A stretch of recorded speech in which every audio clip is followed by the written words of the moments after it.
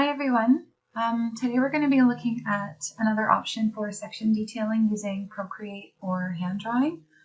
But before we do that, I sort of wanted to go through some examples with you first to just help solidify your understanding of scale and the level of detail associated with those skills.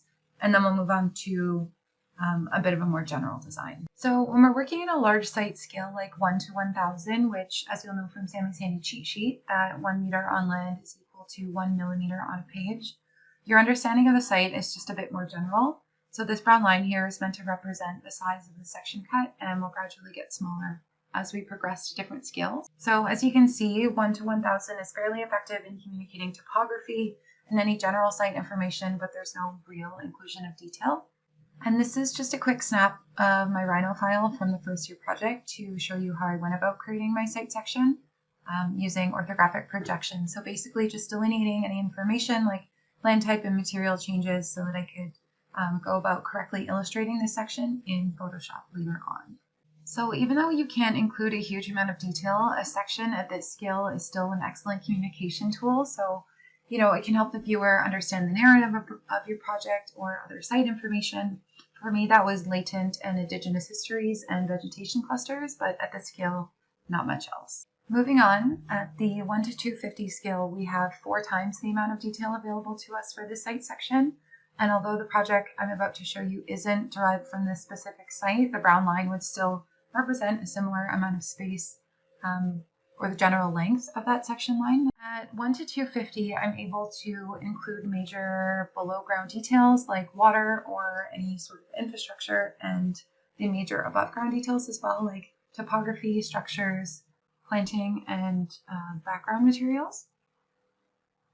Again, I went about creating it using orthographic projection by copying my site plan and rotating it accordingly, and then projecting guidelines down to build up the section.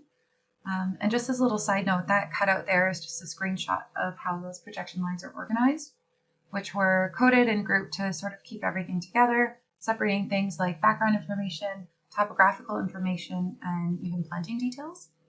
And at this scale, I was able to provide a little bit more in the way of location-specific detail and add other details like paths or planting, some background information, and even people, vehicles, and seating areas. You can see that I still have, a pretty good understanding or depiction of my general site intention, but there's just a little bit more detail than the last. Moving on, at the 1 to 50 scale, we're working with 20 times more detail and information than the 1 to 1000 scale. And when you're working with 1 to 50, you can go about including site information like grading or structural details, or just more area-specific site programming. And again, I completed this section using orthographic projection from my site plan and just dragging the line art down from that cut line. You can see I was able to include information about the bioswales or underground cisterns, occupancy conditions, and even genus-specific planting like ferns and certain climbers or types of blossoming trees and even grasses. Finally, at the 1 to 20 scale, we have about 50 times the detail available to us than we did with the first site section. And at 1 to 20, we have the ability to provide construction grade drawings or other important site information that would not have otherwise been available. Again, arriving here using projection guidelines in Rhino. And this is just a general disclaimer because my drawings were not even remotely construction grade, and I knew very, very little about how to construct detailed drawings at that point. This is simply meant to show you how much more information can be included at this scale, like planting palettes or site programming and usage, material details, and even text callouts and other vertical information. And just as a side note, I don't actually think that this set of sections was very successful, especially knowing what I know now. But I still think it's a useful learning tool to understand how much more could have been depicted here. I could have shown a better planting palette or more of my planting intentions. I could have been better about my demographic diversity. I definitely could have shown more below grade construction information.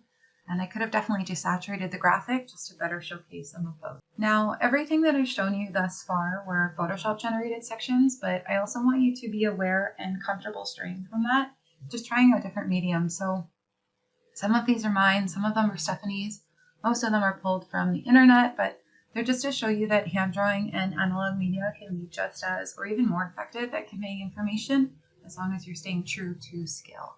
And if you are going to be creating hand-drawn sections, it's also incredibly important for you to use your scale ruler. I've seen some of your work on the studio board and it all looks incredible, but only a few of you have actually used scale drawing, so keep that in mind. And it's just great practice and incredibly important as you progress as professionals in this field. And the other thing that I'm actually noticing is that some of the sections end at the ground plane. And as landscape designers, you must and generally should always be considering what's going on beneath your feet.